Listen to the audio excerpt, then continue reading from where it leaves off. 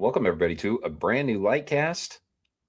We're back on a Thursday night. This is a little bit different for us, but hey, we're here, and Iowa State won another basketball game. Austin Keeney, joined by Matt and Nelson. Matt, how you doing? How's your week been? Don't normally talk to you at the end of the week, so how we doing? Great. It's been a good week. Very rewarding week work wise. And I would say for the Clones, Keeney, how do you not love the way they looked this evening? I was ecstatic, as I'm sure you were, with how they played, and I can't wait to cover this with you. Yeah, let's do it. Why don't we start with handing out a six-pack? I'm sure that the basketball game that happened tonight's going to cover a lot of that, but let's go into it. We've got a Guinness right here, so should I give the first one to Albert Guinness or whatever his name is? No, just split the G, or is that just not a Guinness glass? I wish. We got to start with Dom Pleta, right? Okay, I mean you can start wherever you want. No, Dom Pleta, like what great minutes he gave this team tonight, and we talked about it in our last show. We've talked about it on Cyclone Fanatic After Dark. He can really finish around the rim well. He can catch the ball. There are times, though, where it's not consistent, right? And I think in the last few games, we've seen him put it together, and this is by far his best game of the season. It's not close. Keeney, you want to look at his stat line on the night? He played 16 minutes, didn't miss a shot, 12 points, 6 rebounds, 4 from the line. No turnovers, right? What an awesome contribution off the bench from him. And he made a lot of really tough layups, like, and was also right around the rim for a lot of putbacks. I would guess all 4 of those 6 boards were offensive rebounds. I want to say he put back at least 2 of them. Incredible performance. Like, I think there's minutes for him, but he's not going to bring a ton of value. And he's not going to get 16 minutes very often if he doesn't contribute. And I think we've finally seen more consistent effort and just better production. And I think that bodes really well for this team because, tonight Buchanan was, only took 1 shot, 2 points, 5 boards, 3 assists, like didn't really make a huge impact, and Pleta did. So I think if he can make that a little bit more consistent until we close out the season, Keeney, that's going to be a huge development for this team. All right, if you're going to go Pleta, then I'll go Jemarion Batemon for mine. I mean, guy's just a microwave. You kind of don't know what you're going to get from him on night tonight, but this is like the 3rd time this year that he's just gone absolutely ballistic on a team that, frankly, just can't keep up with him. Like, I mean, Colorado, we'll talk about it, has not a very good basketball team, and not just threes. I think they've quit. If we were to do a Cancun watch, Keeney, for the Big 12, I think I kind of thought Tad Boyle might just like hop on the plane at halftime. He looked ready to get out of there, but no, you got to shout out Bateman. What was the? I led the team in scoring. 17 points, 4 of 6 from 3. He was leading scorer. It's a good night from him.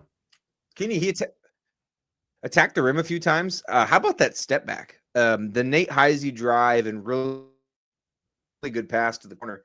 And then he hit a little step back action on him. That shows he's got confidence. And I think that's dangerous in a good way. I think he hasn't really had that up till, I would say, probably the last couple of weeks. He's really started to play well. And in the offseason, you heard the staff say play, a key factor, and we didn't quite see it. But as we've gotten into league play, we really have. Man, Matt, you are all over the place. But what an awesome development. I'm going to stick with audio-wise. We are having some issues with your video being a little choppy and your audio being a little choppy. You're cutting in and out a little bit. You haven't even said anything inflammatory about Jamie Pollard yet. My fault. Not yet. Or a certain player's dad doing something that Keeney would have to bleep if I went any further. You're lucky we're not doing this live, fair? Okay. Let's power through. Let's go a little longer here. Let's see if this works itself out. On, you know what? We don't have Aiden producing this, so let's just keep going. Can I give the next one? Yes. Nate Heisey. Feel bad. Feels like he still can't buy a three. Tonight was by far the best effort we've seen scoring. I want to say he had 8 rebounds as well. Really active without the ball. Made some really nice cuts. Did a nice job of getting to the lane and then passing out. So I give him a lot of credit. I think Ott said post game, this is the best game he's had all year. And I feel like I'd buy that. And that's a big development for this team, right? He's been kind of disappointing. Again, I'm not sure what his role really was prior. Nate Heisey had 8 rebounds tonight. That's crazy. 8 rebounds. And he didn't play nearly as many minutes as he could have. So I think Nate Heisey had a tremendous night. And I want to say he's been trending up Keen Dog the last couple games. And I think tonight we finally saw him score a little bit more. He needs to see a 3 go in the hoop. He's way too good of a shooter. I think he had a couple that were in and out and about halfway down today. But that sign, right, the energy on offense, him driving the way that he did is really key for this team. So Nate deserves it. He's played well here probably, the last 3-4 games?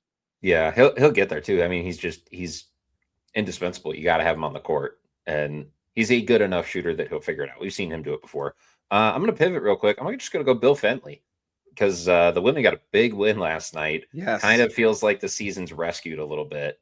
And honestly, we really needed it. We beat a couple slappies and okay, well, we beat some bad teams kind of back. At least we saw the ball go in the hoop, won a couple games. Texas Tech is pretty good. For those of you who haven't been following this year, I think they were like 20-2 going into the game. Ranked in the AP poll. Big win for the women. Audie had 33 points. Bill Fenley, good for you. Get the season back on track. They looked really good in that game. I watched. Did you watch much of it? I couldn't. Wednesday nights are just not good for me being able to watch sports. So I followed along. I did watch. I did watch it for saw the you. Results, so Sid Harris, player of the game from that one. I think her first career double-double. Got a lot of boards. Just really played a nice game. Audie had 31. Jada Williams scored her, I believe, 1,000th point. So she's in that club now too. Jada got to 2,000 last night. Happened in the same game. It's 3 straight. I'm still kind of shocked that they dropped. They won 2 straight the week prior and got voted out of the top 25. Not really sure I understand that. I know they've taken some losses, but if they jump back in this next week, which I assume they will, it won't be 25th. They'll probably jump back into the top 20. So I'm not really sure why they got voted out in the first place. They probably should have been ranked, behind Texas Tech, but it's a big win and 3 straight for him. That's a really positive sign. Reese Beatty also had a nice game. I thought they kind of chose not to guard her and she went to the rim and was very effective. So Keeney, women's basketball watcher and enjoyer, Lady Cyclones right here. Look, man, I would have watched. I couldn't. I know. I hear you. Okay. Can I give another one that's maybe a little bit off the wall, Keeney? That is Jerome Tang's agent. Okay. Yeah. I love when they're off the wall too. Let's go. I think he needs one. What a masterful job he did. Did you know he makes another $200,000 each year? His contract tolls over. I heard about that. What are we doing? Jerome Tang's agent. I mean, if he ever needs a kidney, he needs to call Jerome Tang. Oh my gosh, dude, that's unbelievable. $19 million buyout. We'll talk about what's coming up for Iowa State next. Yeah, we can get to that later. But I had to give him a beer, man. That guy deserves it. That's good work if you can get it. Incredible. All right, I'm gonna finish off with just Momcilovic. We haven't talked since Saturday at Oklahoma State, and we need to. I don't know. We might have the conversation at some point here. This is one of the best offensive seasons anybody's ever had in Iowa State history. There was a play. So obviously the shooting percentage is off the charts, but when you look at the volume and then you look at his actual numbers, averaging almost 19 points a game. And he's shooting 55% from the field, 55% from 3, 90% from the free throw line.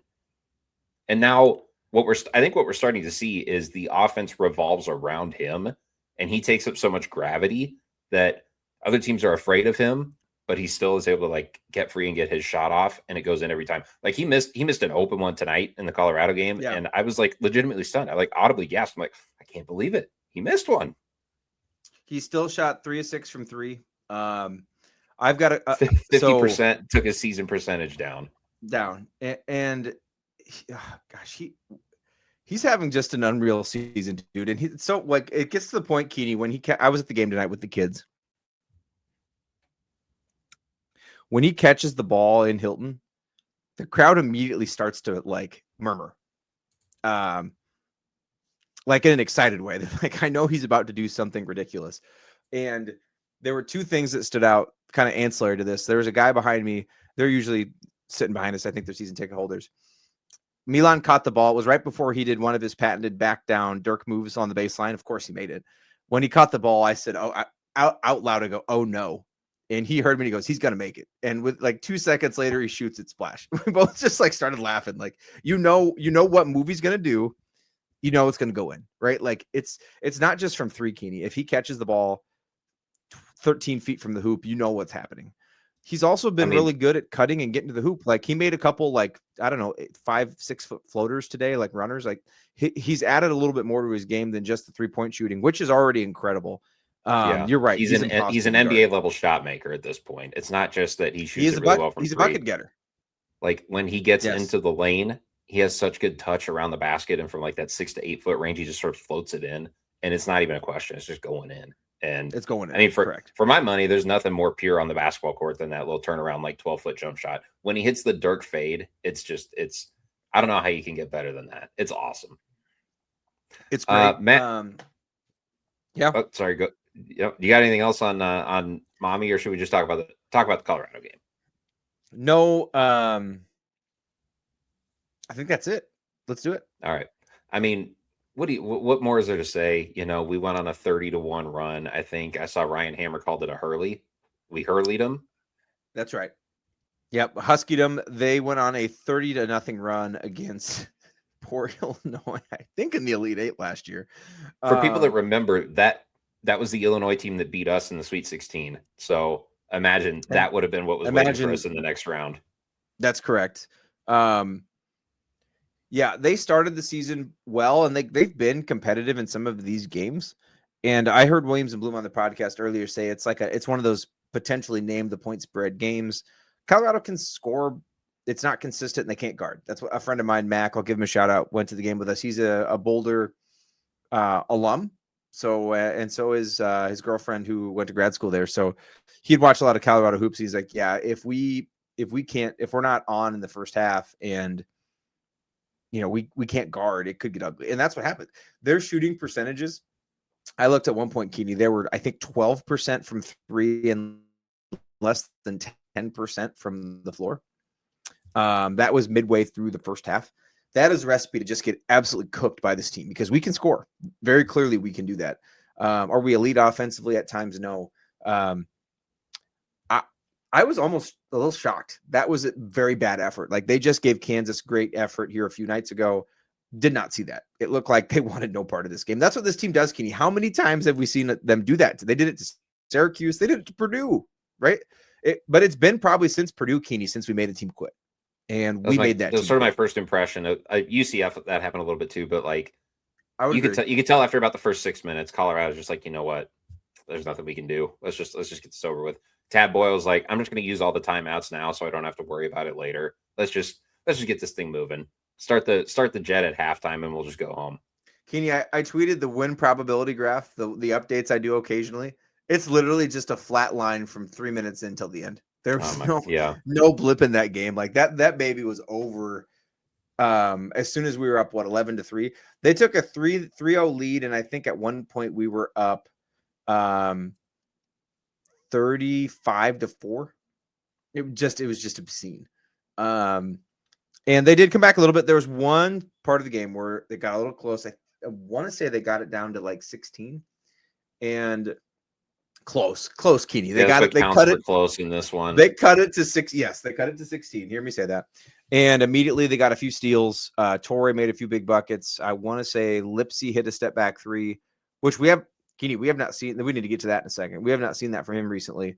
And just like that, again, it was over. So, man, we've got to give. This was what I was going to jump on the post game show, Keeney, just to hammer Levi and Matthias with this. for as much hand wringing and as upset as we were about how we closed the Oklahoma State game, that much praise needs to be heaped on this team for tonight's performance, where they left zero doubt and closed out as well as you possibly can, right? They clearly, TJ had something to chew on their ass about and clearly did it, because this was setting up for almost the same scenario. The box scores had to have been crazy similar between those two games. And what did they do? They dominated in the second half. They gave great effort. For as nervous as we were and mad about Oklahoma State, I think you've got to totally flush that now, because we just saw them do the same thing and play two great halves. So let me ask you that, because we didn't record after the Oklahoma State game. So Yep. Did you actually have an issue with how the second half went? I didn't. Here's the thing. Keeney, have you looked up Oklahoma State's offensive ratings? I mean, they're not bad, but like, just think they're not elite, but they're a good offense, right? They can score. They put up like 80 points in Hilton. Like, there's something that psychologically happens to you, I think, when you're up by 30 at halftime. Like, we did all the work. It got a little annoyingly close in like the last 4 minutes, but there was never 1 second where it looked like Iowa State could actually lose against Oklahoma State. Oklahoma State, Keeney, is 61st in let's see, 71 in Ken Palm, and a top 70 offense. I think at the time we played them, they were like in the 50s. So that's a tournament resume. Those are tournament numbers, and they're a pretty good offense. Not a great one, right? But if you're top 60, it means you can put the ball in the hoop. If you looked at why they got up to that lead, Keeney, their shooting percentages were horrible. And that was not going to stay that way the whole game. Just law of averages, right? Says ours was going to come down, theirs was going to come up. And I think that's what happened. Also, you're right. Psychologically, like, how do you tell your team you got to play really hard or they're going to catch up to you when you're up 30 and there's only 20 minutes to play? And actually, it was really only the first 10 minutes, Keeney, of that second half. They played probably almost even score the last 10, but it took them till the 10-minute mark to reach 57 points, and they started the half with 51. Yep. So really slow first 10 minutes. You might have heard some basketball noise in the background. Try to get on ESPN to get look at a box score, and then it just auto plays video. It just drives me nuts. And the internet's unusable every time now, except for Cyclone After Dark YouTube page, the only good site on the internet.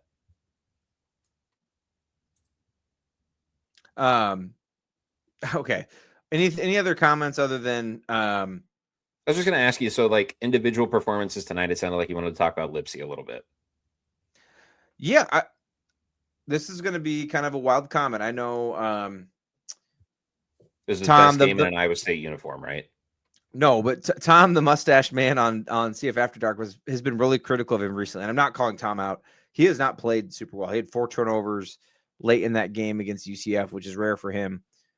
I don't know if it was the rest, Keeney, but he looked as fresh and spry as I think I have seen him all season.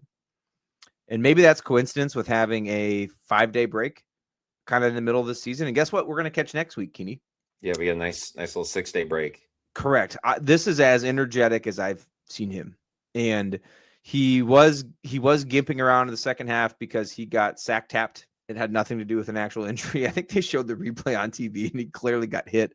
They showed, if you can read lips when he was going back to the huddle, they showed him on TV, and he just said, "I'm fine" to TJ. So like, okay, yeah, I think he caught. I think he caught one in a very sensitive area. Because he didn't go see a trainer, and he was in the game as soon as they came out of that timeout. I believe he scored on the next possession, actually. So, but I don't know. I saw him close out better. I saw better hustle and transition. I saw him attack a little bit. That step back 3 that he made, Keeney, we haven't seen him even really make a 3 in what seems like since the Baylor game. So I don't know if it's coaching, them getting on him a little bit, or maybe he was a little gimpy. But to me, he did not look slow, impeded at all tonight. I'm going to knock on wood. And I think it's good that he's gotten some rest. Tonight was not a very stressful game, and he's going to get another big stretch of rest after this K-State game. They're not going to play until Saturday. So that's I actually think this is pretty nice. That's always the thing with Damon, is just how healthy is he? And that maybe a little bit of it is an excuse, like, okay, well, he's probably not 100%. He's never going to be 100%. Yeah. But like, yeah, he looked like himself tonight. He looked like the Damon Lipsy you'd expect him to. Can we talk about why everyone was so upset the starters played as late as they did? Because you have some insight on that? People in the arena were grumbling about it, and a A lot of people online were. Do you want to know my honest opinion? I mean, so Momcilovic and Torrey did not play very many minutes, and Buchanan only played 24, which is a little bit below his average. Josh and Lipsy were out there quite a bit. Here's my thoughts. They were just off for almost a week, and you've got to go on the road on Saturday. Do you think it's going to help them against Kansas State by playing 15 minutes, Keeney? I think you can develop rust in that period of time. If you're off, and TJ maybe gave him some time off, I'm guessing they probably didn't practice very hard the last couple of days. If you got a break, you take advantage of it. I think that can mess with them, right? If it's I want to get back into the groove. We've kind of had a little break here, and now I'm only going to play half the minutes. Jefferson's not used to playing 15 minutes or 25, even 25 minutes, right? Second thing, metrics matter. A 30-point win on your home floor actually matters probably significantly. Do you want to really pull your starters at the 10-minute mark and risk that becoming a 10-point game, a 9-point game? Believe it or not, there is value in the offensive stats they put up. I saw some people saying we're manipulating the net against a conference opponent, but offensive efficient, those numbers do really matter. So what, would you rather pull them at the 8-minute mark and let Colorado carve it down to a 10-point game? I think there's a reason, TJ. Keeney would do the same thing in the non-conference when we're playing Arkansas Pine Bluff. We win by 50. There's no reason to keep those guys in until the 4-minute mark, yet he does. Mr. Pomeroy liked tonight's performance, by the way. I'm sure it did. Surprise. Give us an update on that. Pleta had an offensive rating over 200, but he didn't play that many minutes. He didn't use that many possessions, but player of the game was Pleta. Bateman had a good rating. Torrey had a good rating. Heisey, pretty much everybody except for Buchanan because he took one shot. Yeah, and he wasn't a huge factor tonight, but honestly, like the way Pleta rebounded, Keeney, if you said Iowa State's starting center really struggled, you'd maybe be tempted to say it may not have gone well in the paint for them. The rebounding numbers are as goofy as I've seen. I think they won that battle by 16 boards. At one point early in the second, I looked and they had Colorado had less than 10 boards. And I think we were in the upper 20s. Like it was just a crazy gap. So I don't know that you needed Buchanan to have 10 and 10. Part of it was Pleta did that. You had Heisey get 8 rebounds, right? So I think it's a misconception. Like your center does not need to grab a ton of boards. Your guards can get rebounds. And Iowa State in general is pretty good at that between Lipsy, Torrey, Heisey. So no, I think some of it's in just Otz's DNA. He's not going to call off the dogs all that often. And again, there's reason not to. If KenPom loved the numbers, if you pull them at the 10-minute mark of the second half, which you probably could have done. I don't think it would help our ratings nearly as much. Here's where I'm going to push back on that just a little bit. On KenPom in both categories. I think they're 4th overall, and their numbers have, yeah. Oh, I'm open to it. I'm not saying I like it. I'm just trying to explain what he's doing, in my opinion. There was never going to be a point where Colorado made the game close tonight. Like you could have pulled the guys probably not at the 8-minute mark. It wouldn't have made a difference in the final score. So you could have probably thrown Rise out to start the second half. Just saying. Yeah. You leave one of the guys you leave in there is the guy who you're always on pins and needles because of his style of play and his injury history. So if you're going to play extended minutes, Taman is maybe the one guy that I would say we can pull the reins back on him. It's not his style. Yeah. He might not like it, but at some point you got to be like, all right, basically you got 14 days before this thing just ramps up and you need to be ready and you need to be as close to 100% as possible when you go to Fort Worth and play TCU. But when Kansas comes down on the 14th, then you got to have your foot on the gas 100% and you got to be ready to go. And I think that's where basically the team, I think that's the mindset they need to carry through these next 2 weeks is like, we got to take care of business, but we've got to be locked in and ready on February 14th because that's when this thing gets real. Real in a hurry. And I agree with that. I feel like Lipsy should not have played 32 minutes, but boy, we are really nitpicking. He didn't get hurt.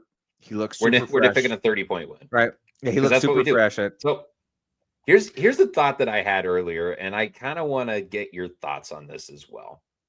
Matt, Do you feel like this season has been actually kind of boring?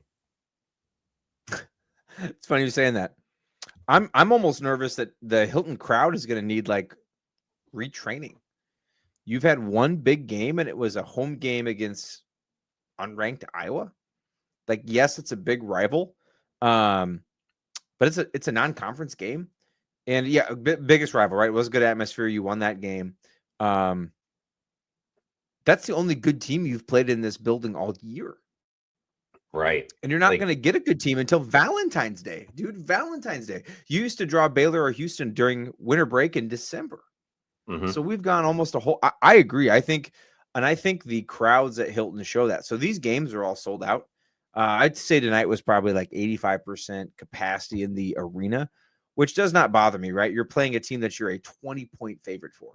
The game is sold out too. Like, don't give me that. Oh, more people should go. If the game is sold out, look, I was get going to it. ask you, like, how many people were still in the arena at the 5-minute mark of the second half?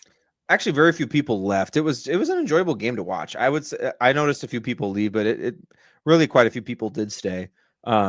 I think you really get a lot of the people that want to leave Keeney when it's packed, because like if I don't leave, I am going to sit in traffic for an hour. But there was good energy in the building. I don't know if it came through on TV, Keeney, but it was pretty loud. The crowd really supported the effort. Like when Bateman came out late, they gave him a standing O. They gave Nate Heisey a standing O. Like the crowd was pretty engaged. But what do you do when you get up 30 points within the first 10 minutes? You got to watch Right. 30 minutes of a blowout in conference play. You just don't see that. That is what you get when you play Arkansas Pine Bluff in November. So it is bizarre. And Chris Hassel said that a lot on their show. And some of that is probably Hassel troll. He always has an angle as a troll. Is this where, like, okay, so if I called Chris Hassel out, like, does this go viral? Can we, like, It probably does. Yes. Can we clip it? Aiden, clip it. Look, Aiden's man, the schedule bit is played out. It is played Once out. after like the 5th show in a row that you've talked about it, look, every Iowa State fan gets it. It's why I say the season has actually been kind of boring, because our team is too good. We just blow everybody out that we play at home. And then the schedule just hasn't been good enough. Like, we haven't played a really good team in a while. We played like UCF as a tournament team. Okay. Yeah. We played West Oklahoma Virginia, State West twice. They're a Virginia, bubble team. West Virginia's a bubble team. Correct. We've played 3 bubble. I think UCF's in, but we've played 2 Big 12 bubble teams. I'd say the one game since early December that we were really all in on was Kansas, and it was a blowout on the other side. We got blown out by Kansas. It's like, yep. What's it going to take to get a game that's like close, exciting, good opponent, raucous arena? We just haven't had that. Iowa's really been the one, right? They were down 8 at half. They clawed back in that game. Yeah, and, but that is like, it's the Cyhawk game. It's its own animal. Like it's just it's also been weird, right? Because the players era, you did not get really any good matchups through that. St. John's was, and that was an incredible game. That was very fun to watch, right? That's one of the most fun I've had watching a basketball game. That game was super tight the whole time. The St. John's was up at 2 at the half. But St. John's season has not turned out to be great. You smoked Creighton. It's actually been pretty good. They're finally sort of holding up their weight. And then Creighton, you blew them out. They suck. Syracuse, you blew them out. They suck. Yeah, actually, St. John's has beaten recently Creighton, Villanova, and Seton Hall. Villanova and Seton Hall are tournament teams. I would say Creighton is a fringe one. Villanova is a good team. They will be an 8 or 9 seed in the tournament, I think. So I agree. They're in the top 25 now again, which actually, Keeney, that's great because it does provide another good win for us. But yeah, and then you have Purdue, who, like, that was cathartic. It was awesome. It was a fun game. It was borderline like an awesome erotic game to watch as an Iowa State fan. That's right. It wasn't a very interesting game. It was boring. It was a blowout. So funny. It was so funny you say this. We were watching with our friends, the Nelsons, different Nelsons. And we were in the first half, like, this is fun. This is back and forth.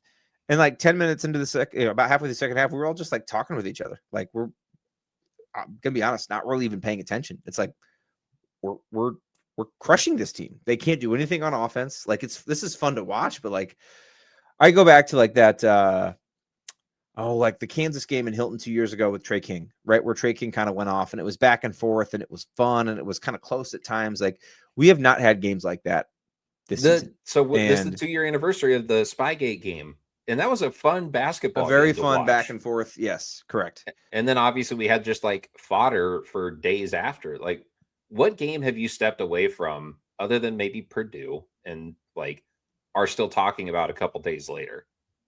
It's just not Keeney, been there. it hasn't been there on the schedule. It is coming, but again, they're going to draw next 2 games, right? A Kansas State team that is in about as bad a shape as it gets, and this Baylor squad is a mess, Keeney. And that you get them at home, you should beat them by 15 plus, just like you did to Colorado. Kansas State, yes, that's on the road. That one could be weird, but yeah, what's KenPom say about both those games?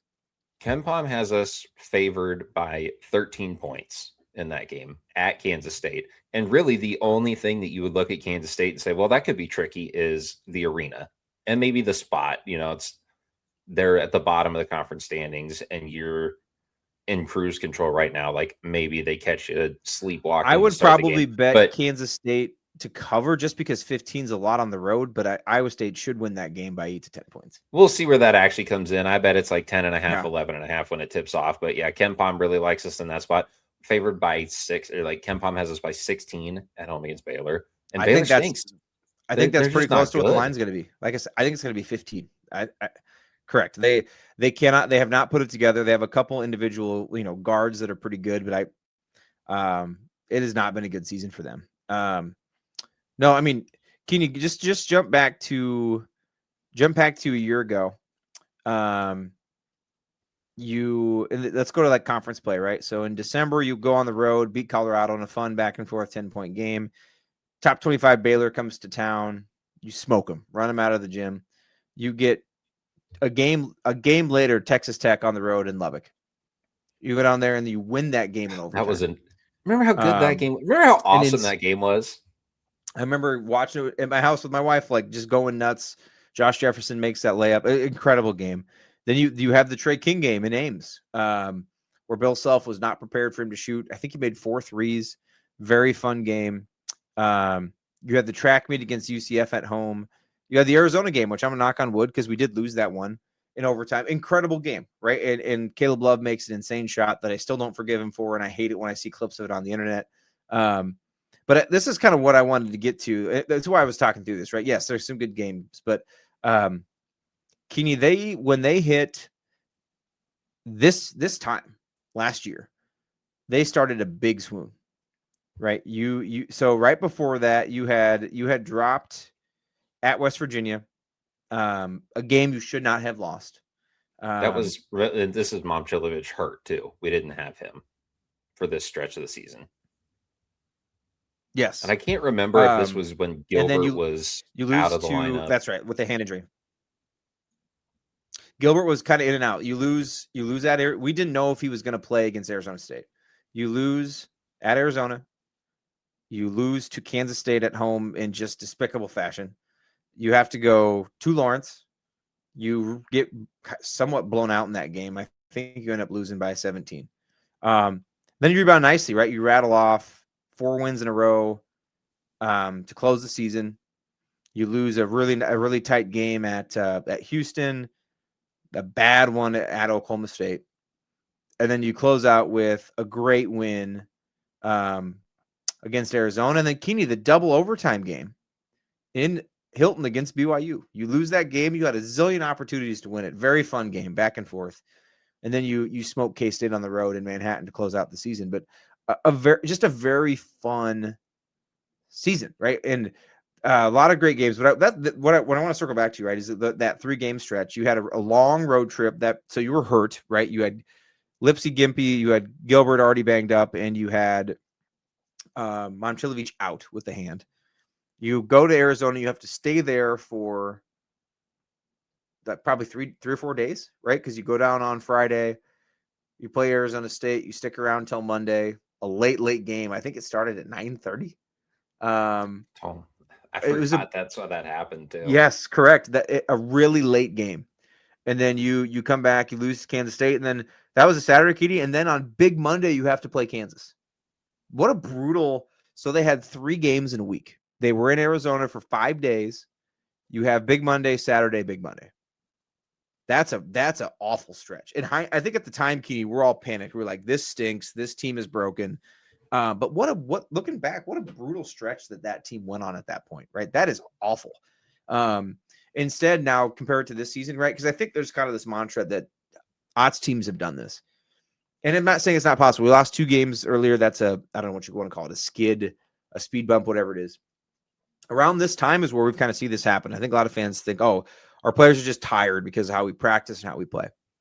This sets up quite well. You've got a road game against one of the worst teams in the league. I think standing wise, I think they are in last.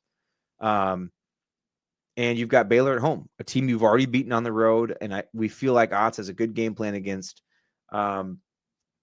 And then you go, and then the really, Keeney, I'm actually going to throw TCU kind of in this gauntlet. TCU is struggling. They're not playing well right now. I like Jamie Dixon. I actually kind of liked that team earlier in the year. Keeney, they are not.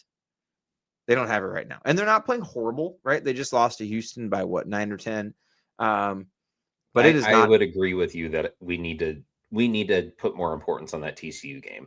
I don't want people to look at it as, oh, it's one they should automatically win. It's on the road against a team. I have a lot of respect for Jamie Dixon. I think that team is actually well coached, and they're not going to do what Colorado did tonight, Keeney. I don't think so. I don't think they're just going to quit. I'm not sure that's a bubble team. That's a fringe tournament team. They're not going to roll over at home. They're going to be desperate. No, that's exactly. I'm glad we agree on that, because that's exactly how I feel about it. Well, I wanted to pull that up real quick. So you've got really a nice break here, and then you go. Really, honestly, Keeney, an insane 3-game stretch. Kansas at home on Valentine's Day on ABC. Houston at home on Big Monday at 8 p.m. on ESPN. And then Saturday at 9:30 p.m. in Provo against BYU. Have we played in Provo since the poke the eye game? I don't think we have since the poke in the eye game, which is absolutely wild. Oh, wait a second. Yeah, because we lost to them in Hilton last year, but I think we did play out there. I think we got blown out there a couple of years ago. That's right. It was early in the season 2 years ago. That's and then I would imagine it looks like they've got a game at Utah on Tuesday, the 24th. I would imagine they maybe stick around. That game is so late, they wouldn't fly out until Sunday anyway, and they're certainly not going to turn around and come back on Monday. Right. So my guess is they're probably staying out there until that Tuesday game. Yep. And then you've got Tech at home on the 28th. To close. 2 days later, you go to Arizona to play Arizona on Big Monday again, in almost the same spot they were last year, and then Arizona State at home. So I think you've got to win the next 2, no question. And I do think TCU is really winnable. Let's see. Let's check out. They'll be favored. They should beat TCU. TCU beat Baylor by 1 on the road at Baylor by 7, beat Oklahoma State by 3. Recent games, lost to Houston by 9, lost at Utah by 3, lost at BYU by 6. So they have been competitive. Again, they're not a bad team. That'll be a tough one for sure. But if you say you can win those 3, right, you are going to be 22-2 with only 8 games to go. At that point, Keeney, I think your goal is 500. I think you want to go 4-4. If you do that, you're going to be 26-6. That's an incredible record, and that's probably enough to lock you into a 2 or 3 seed. Yeah, I don't think you could kind of possibly drop to the 4 with that resume. So this does kind of get into. So if you want to draw it up, I would say you want to win. You want to win 1 of 2 at home between Kansas and Houston, preferably both, but 1 of those 2 at Utah, preferably nab Texas Tech at home and beat Arizona State, which they will beat Arizona State. I think, knock on wood, going to call that shot now. I don't know. I think Kansas is between Kansas and Houston. That's probably the one I think they can win. I think they're going to want revenge. I think we do match up fairly well with them. I think they got really hot in Allen Fieldhouse, and I don't know that that'll happen here. Houston's interesting, man. They're playing really well right now. Keeney, I wouldn't rule out winning on the road at BYU either. That team goes through stretches where they're very inconsistent. They also play very fast. Keeney, what type of team do we typically struggle with? We struggle with teams that want to grind it out and play the way Iowa did against us this year.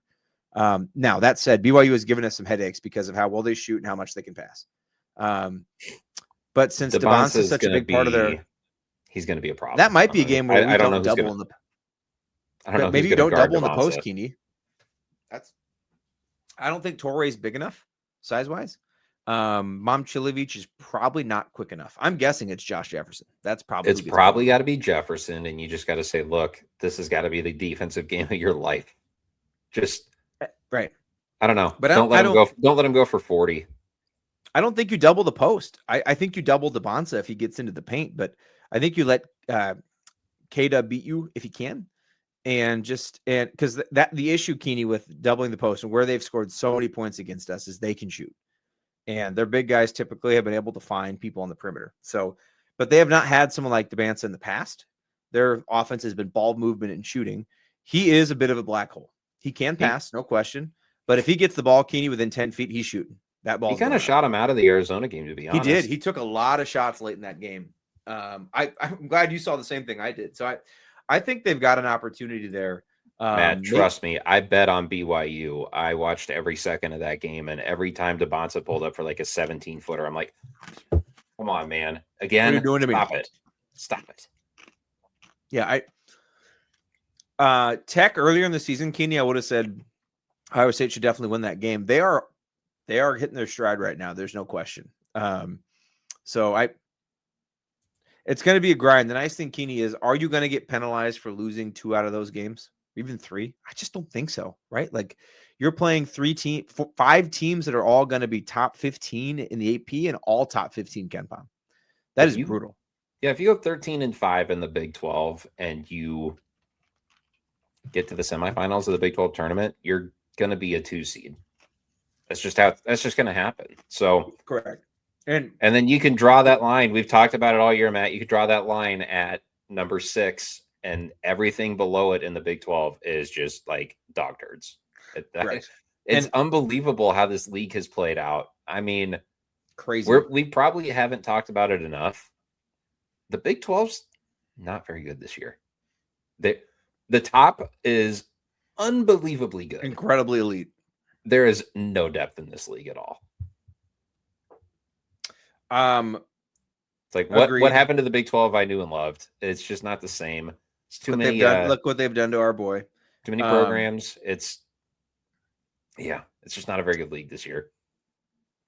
No, I agree. I do think.